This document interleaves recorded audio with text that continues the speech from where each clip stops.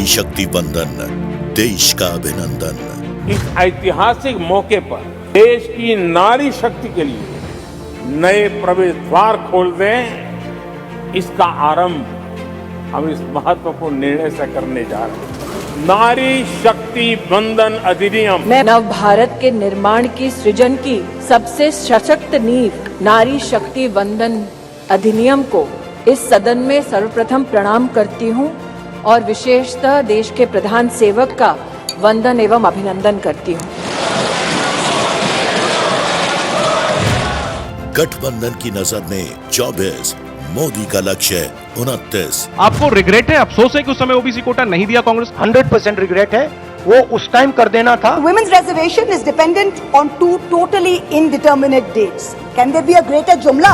उत्तर चुनेगा देश का उत्तराधिकारी। चुनाव के बाद तुरंत ही जनगणना और डिलिमिटेशन दोनों होंगे और बहुत जल्द ये दिन आएगा कि सदन में 1/3 माताएं यहाँ बैठकर देश के भाग्य को तय करती होंगी। साउथ में खतरे का सियासी siren. Why should the implementation be connected to the delimitation? The provisions will come into effect after the delimitation exercise.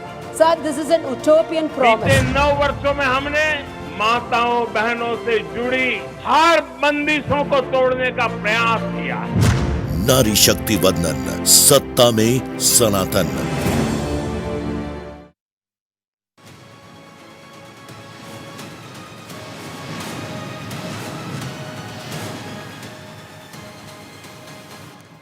नमस्कार, मैं हूं अदिति नागर और आप देख रहे हैं पॉलिटिकल कॉरिडोर। नई संसद, नया इतिहास, ये फिजा नहीं है और मेरे लिए तो खास करके ये सब कुछ नया है। भारत को आज 2 तरह से देखा जा सकता है।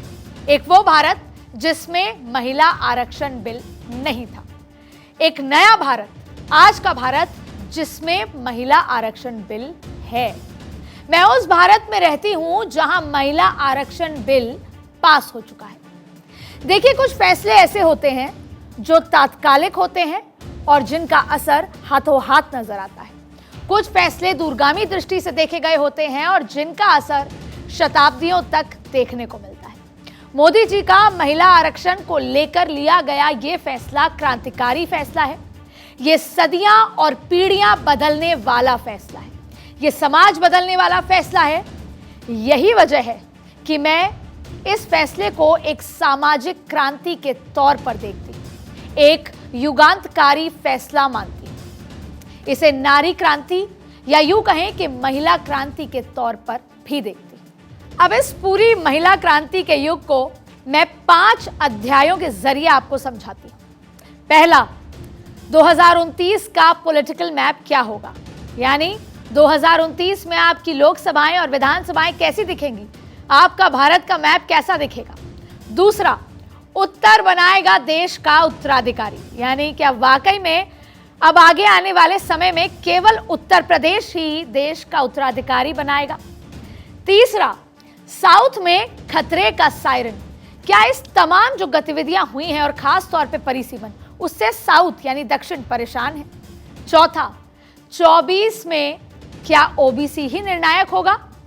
और 5वां, सनातन ही सत्य है। अब देखिए, 21 सितंबर को दोनों सदनों में पास हो जाने के बाद भी ये बिल सवालों के घेरे में है। कांग्रेस ने इसका समर्थन जरूर किया, लेकिन कुछ इफ्स एंड बट्स के साथ, क्योंकि बीजेपी का लाया हुआ ये बिल, ध्यान से सुनिएगा, मनमोहन सरकार में लाए गए बिल से कुछ अलग है। दरअसल मनमोहन सरकार में लाए गए बिल में महिला आरक्षण के साथ जनगणना और परिसीमन का कोई क्लॉज मौजूद नहीं था। बिल में जनगणना और परिसीमन क्लॉज को इंक्लूड किया गया है।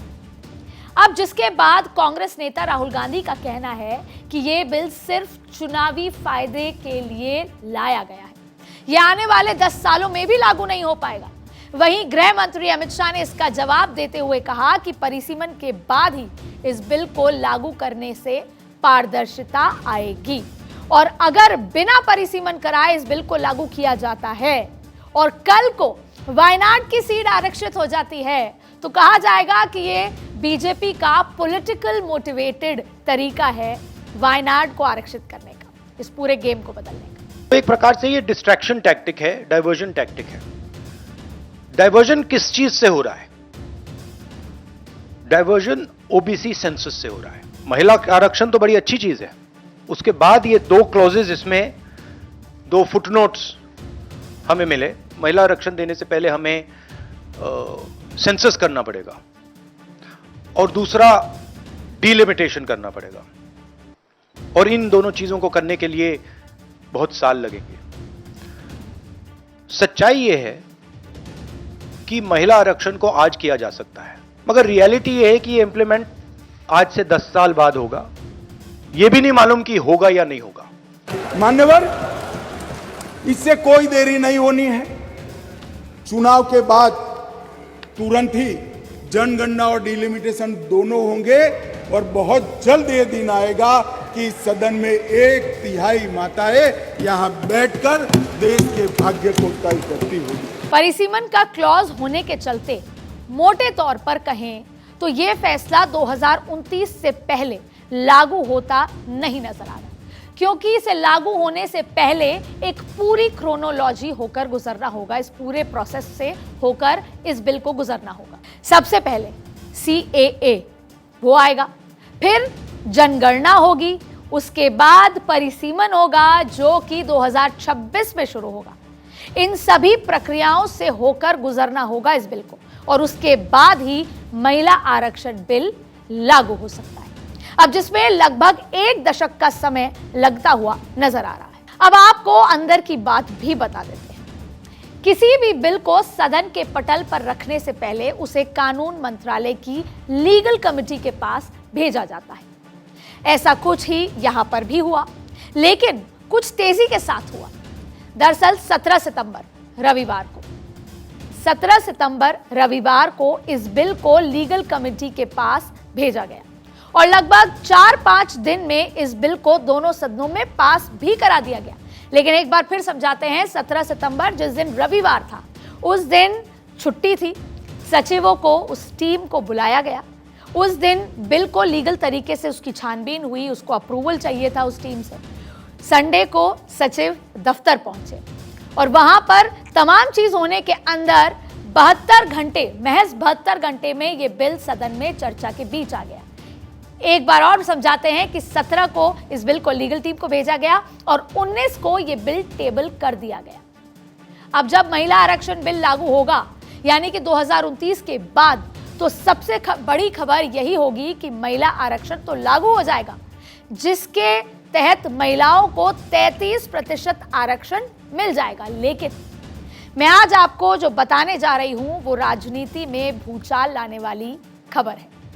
इसे दूसरे शब्दों में कहें तो राजनीति में पावर शिफ्टिंग लाने वाली खबर है। Power shifting. अब मैं आपको पॉलिटिकल लैंडस्केप में जो बदलाव होने जा रहे हैं, इस परिसीमन के बाद क्या कुछ होने जा रहा है वो बताते हैं। कैसे देश का पॉलिटिकल लैंडस्केप पूरी तरीके से बदलने वाला है और कैसे ये महिला आरक्षण बिल मोदी सरकार के लिए, बीजेपी के लिए, साथ ही संघ के लिए एक ब्रह्मास्त्र की तरह काम करेगा। अब आपको बताते हैं कि अब तक आपने सुना होगा कि इंडिया गठबंधन इस बिल को लेकर कास्ट के मुद्दे पर बटा हुआ था, लेकिन मामला यहां तक नहीं है। यह तो सिर्फ ट्रेलर है, असली पिक्चर तो परिसीमन है, जिसको लेकर एक अदृश्य लड़ाई शुरू हो चुकी है और दोनों ही पार्टियां या दोनों पक्ष और विपक्ष समझ चुके हैं। पहली बार उत्तर और दक्षिण के बीच परिसीमन का दखल देखने को मिल रहा है।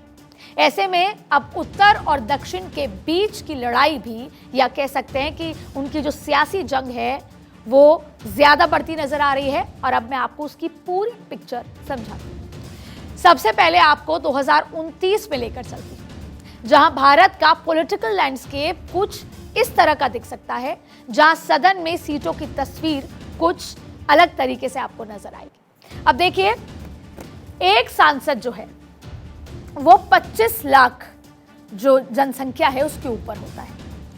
अब उत्तर प्रदेश में आज की तारीख में 80 मौजूदा सांसद हैं, यानी 80 लोकसभा सीट है।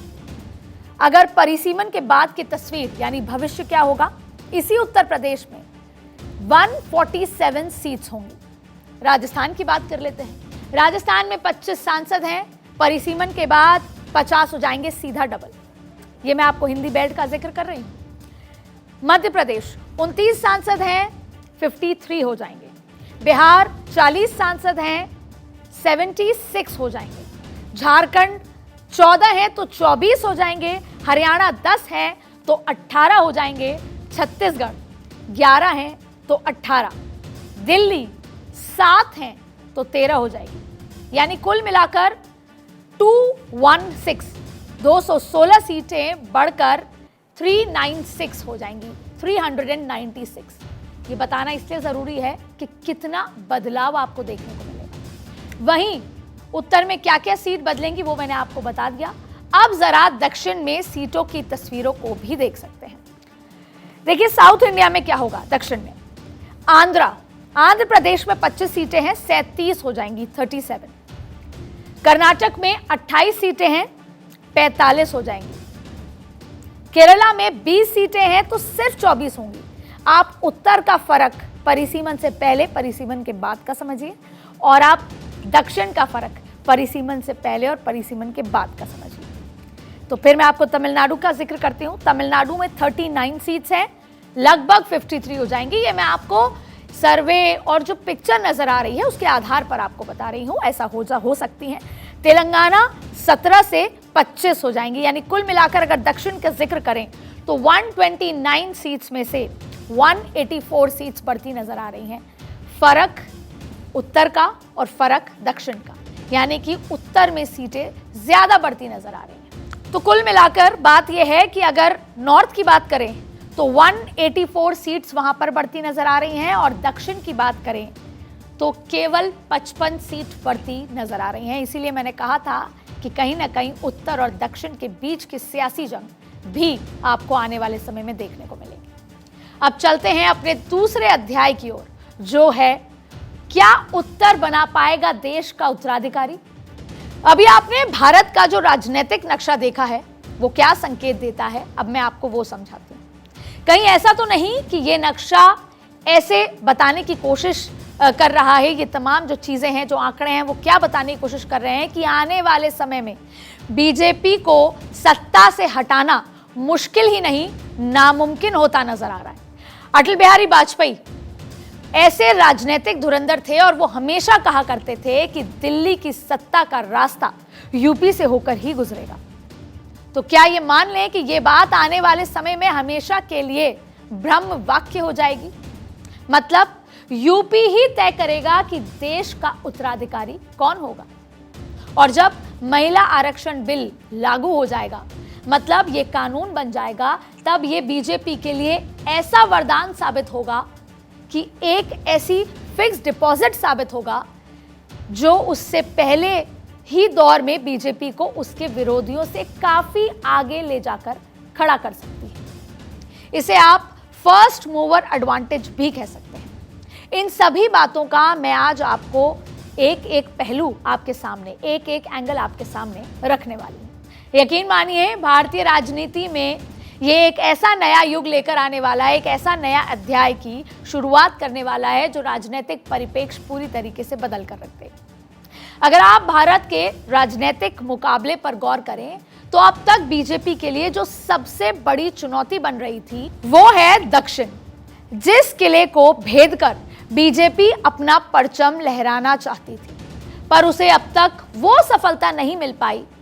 अभी तक जिस तरीके से प्रधानमंत्री नरेंद्र मोदी ने दक्षिण को प्राथमिकता बनाते हुए दक्षिण में कई रैलियां करी, कई योजनाएं भी करी, और उन रैलियों का नतीजा उस तरीके से नहीं निकला, और ना ही उन रैलियों के माध्यम से वो बदलाव जो भारतीय जनता पार्टी सोच रही थी उसका नतीजा निकल कर आ पाया। लेकिन शायद 2029 के बाद उनको दक्षिण की उस तरीके से जरूरत ही ना पड़े और उत्तर से ही सारी कमियां पूरी हो सके।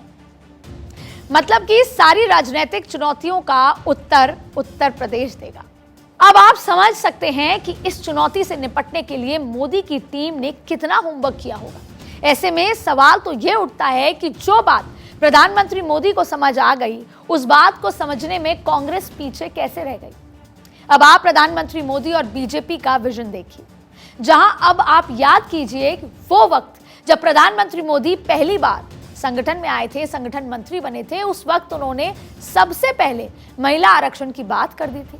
उन्होंने 1/3 संगठन में भी महिलाओं को जगह देने की बात की थी और ऐसे में ये बात उन्हें संगठन के समय से ही शुरू कर दी थी कि महिलाओं को आगे लाने की जरूरत है। ऐसा कहा जाता है कि अगर आपको किसी समाज को बदलना हो, किसी देश को बदलना हो, तो उस देश की महिलाओं की स्थिति को बदलिए, क्योंकि किसी समाज की तरक्की का, किसी शहर की तरक्की का पैमाना सिर्फ और सिर्फ महिला से होता है। एक दिलचस्प अध्याय इस पूरी कहानी का यह है कि इंडिया गठबंधन की पूरी नजरें 2024 में है और प्रधानमंत्री मोदी से मुकाबला करने के लिए वो एड़ी चोटी का जोर लगा रहे हैं। हकीकत में ये उनके लिए डू और डाई वाली सिचुएशन है। वहीं प्रधानमंत्री मोदी की नजरें 2029 पर है, क्योंकि प्रधानमंत्री मोदी लगातार ये दावा कर चुके हैं कि 2024 तो उनके पास है, उनकी पक्की वापसी 2024 में है। मैं देशवासियों को यह भी विश्वास दिलाऊंगा कि 2024 के बाद हमारे तीसरे टर्म में देश की विकास यात्रा और तेजी से बढ़ेगी।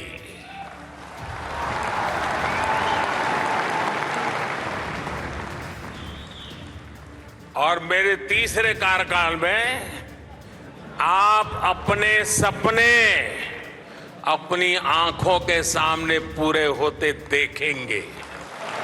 तो अब बात करते हैं अपने तीसरे अध्याय की, जो कि है साउथ में खतरे का सायरन, जिसका जिक्र मैंने शुरुआत में भी आपसे। तो अब यह समझना होगा कि कैसे महिला आरक्षण और परिसीमन इंडिया गठबंधन के लिए बड़ी चुनौती, बड़ा नुकसान बनने वाला है। इसको बेहतर समझने के लिए आपको वो बयान सुनने चाहिए जो इंडिया गठबंधन के नेताओं के हैं, जो मुख्यतः दक्षिण भारत के नेता हैं, और ये परिसीमन अब उनको ज्यादा तकलीफ दे रहा है, उनको इस बात का डर सता रहा है। Sank when you said we had to wait for it and we don't know when actually the bill is going to be implemented. India is the only country which has not conducted the decadal census. And if delimitation is going to be based on population census, it will deprive and reduce the representation of the South Indian states.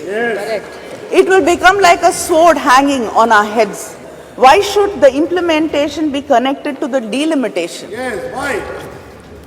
And it is, he says, it is a strange drama staged by the BJP, keeping in mind the 2029 elections, 2024 elections. सबसे ज्यादा उसमें census के बारे में बात किया है, delimitation के बारे में बात किया है, और अभी 2014 में हम लोग का इलेक्शन आ रहा है।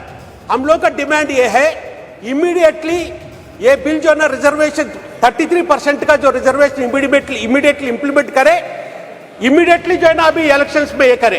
अदरवाइज इसको जो है ना ये कम से कम ये बता दे कब तक जो है ना ये डिलिमिटेशन होगा, कब तक जो है ना ये सेंसस जो है ना कंप्लीट करेगा। So why is there no reservation in Rajya Sabha or State Legislative Council? And again, Section 5 of the bill states that the provisions will come into effect after the delimitation exercise. Sir, this is an utopian promise. Delimitation is scheduled for 2026 and the census, which was for 2021, never took place because it is now so clear that this is the electoral agenda for the ruling government. Just a carrot before the rabbit. दरअसल दक्षिण भारत के नेताओं का डर यह है कि परिसीमन के बाद दक्षिण भारत में सीटें उस अनुपात में नहीं बढ़ेंगी जिस अनुपात में उत्तर भारत में बढ़ेंगी, जिसका एक छोटा सा पिक्चर मैंने आपको थोड़ी देर पहले दिखाई। मतलब कि राजनीतिक तौर पर उत्तर भारत का अपर हैंड रहेगा और उत्तर भारत पावरफुल रहेगा। तो शायद आने वाले समय में ये एक बड़ा मुद्दा बनता नजर आने वाला है, जो कि एनडीए में भी दस्तक दे सकता है, क्योंकि एनडीए के गठबंधन में जो साउथ वाली पार्टीज हैं, शायद उनको परिसीमन से तकलीफ हो और बाद में एनडीए के अंदर भी खींचतान हो। और इस लड़ाई को उत्तर बनाम दक्षिण की तस्वीर में भी बदलता आपको आगे का राजनीतिक नजारा दिख सकता है। अब पॉलिटिकल कॉरिडोर में बात करते हैं सबसे महत्वपूर्ण अध्याय की, जो है 24 में क्या ओबीसी निर्णायक है।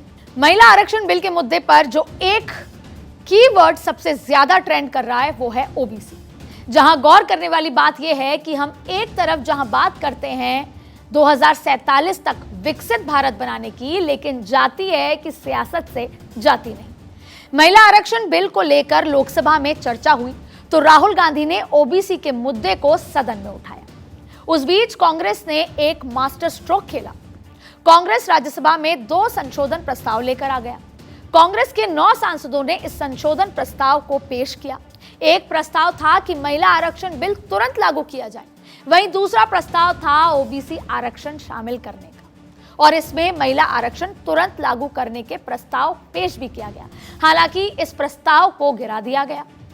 इसमें सबसे दिलचस्प टर्न तब हुआ जब कांग्रेस पार्टी ने इससे पहले जब अपनी सरकार के दौरान कांग्रेस बिल लेकर आई थी, उस वक्त उसमें ओबीसी की बात नहीं थी, ना ही ओबीसी आरक्षण का जिक्र था, और उस बिल में ओबीसी आरक्षण नहीं था। लेकिन आज गठबंधन में होने के चलते कांग्रेस ओबीसी की बात कर रही है। हालांकि इसको लेकर राहुल गांधी ने प्रेस कॉन्फ्रेंस में ये कहा कि अब वो उस बात पे खेद करते हैं कि जब उनकी सरकार वो प्रस्ताव लाई थी तब ओबीसी का जिक्र उसमें नहीं था। उस बात पे उन्होंने अफसोस भी जताया, लेकिन वो अब इस फैसले को लागू करके रहेंगे, इस बात का भी दावा किया। यहाँ बीजेपी और कांग्रेस के बीच ओबीसी को लेकर खींचतान जारी है। ऐसे में दोनों ही पार्टियों ने ये दावा कर रही है कि वो ओबीसी की ज्यादा हितैषी है और उसको लेकर सदन में आमने सामने भी हुए। दोनों तरफ से अपनी पार्टी की महिला नेता जो सांसद हैं उनका जिक्र किया जाता है। महिला आरक्षण बिल पर चर्चा के दौरान गृह मंत्री अमित शाह ने ये बात भी कही थी, और जब राहुल गांधी ने लोकसभा में ओबीसी आरक्षण का जिक्र किया, ओबीसी के 9 सचिवों बनाम पूरी सरकार और तमाम मुद्दे पर जिक्र किया, तो अमित शाह को उनका जवाब देना पड़ा। अमित शाह के पास आंकड़ों का ब्रह्मास्त्र था। उन्होंने बताया कि ओबीसी के 29% सांसद उनकी पार्टी में हैं, और इसके साथ साथ सबसे बड़ा ब्रह्मास्त्र कि उन्हीं की पार्टी ने ओबीसी का प्रधानमंत्री बनाया। बीजेपी के ओबीसी एमएलए 1358 में से 365 है, 27% है। ये सभी ओबीसी का राग आलापने वालों से ज्यादा है। मान्यवर, बीजेपी के ओबीसी एमएलसी 163 में से 65 है, 65 है, 40% है। ये 33% की बात करते हैं। आपको रिग्रेट है, अफसोस है कि उस समय ओबीसी कोटा नहीं दिया कांग्रेस ने? 100% रिग्रेट है, 100% रिग्रेट है। वो उस टाइम कर देना था और इसको हम करके ही छोड़ेंगे। तो अब आपको लेकर चलते हैं पॉलिटिकल कॉरिडोर के आखिरी अध्याय पर, यानी सनातन ही सत्य है। दुनिया के पॉलिटिकल मैप में जब हम देखते हैं तो पाते हैं कि उस देश को चलाने वाले वहां के मूल निवासी ही होते हैं, लेकिन भारत में ऐसी स्थिति देखने को नहीं मिली। अब आप इस इतिहास के अगर उस पे पीछे जाएं, इतिहास से जोड़ें, या फिर भारत की पूर्व सरकारों के फैसले से जोड़ने की कोशिश करें, मतलब कि मेजॉरिटी को वो पॉलिटिकल मजबूती नहीं मिल सकी। लेकिन मोदी सरकार बनने के बाद ये बदलाव देखने को मिला, और इन बदलाव में हमें सनातन किस कदर आगे बढ़ा वो हम सभी ने देखा। हर राजनीतिक दल ने सनातन को स्वीकार किया, सनातन ही सत्य है, इस बात को माना। आखिर महिला आरक्षण अभी तुरंत क्यों नहीं दे दिया जाता? महिला आरक्षण को लागू करने के लिए आखिर राजनीतिक पार्टियां कानून बनने का इंतजार क्यों कर रही हैं? बीजेपी हो, कांग्रेस हो, समाजवादी पार्टी समेत सभी पार्टियां जो महिला हितैषी होने का दावा करती हैं, वो सारी पार्टियां अपने अपने दलों में महिला को अभी से 33% आरक्षण क्यों नहीं दे देती? आखिर इन पार्टियों की क्या मजबूरी है कि वो महिला आरक्षण को स्वतः अपनी अपनी पार्टियों में लागू करने से रोक रही है? उनके लिए महिला का दिल जीतना ज्यादा जरूरी है या अपना अपना दल हित? सबसे बड़ा सवाल है कि महिला सशक्तिकरण भावना है या फिर राजनीति? और जाने से पहले उन सभी महिला दर्शकों से एक बात कहना चाहती हूं। राजनीति हो या राजनीति से बाहर, किसी भी उच्च पद पर पहुंचने के लिए हमें आरक्षण की जरूरत नहीं है। हम पहले से ही सशक्त हैं। पॉलिटिकल कॉरिडोर से मुझे दीजिए इजाजत और बने रहिए भारत 24 पर। शुक्रिया।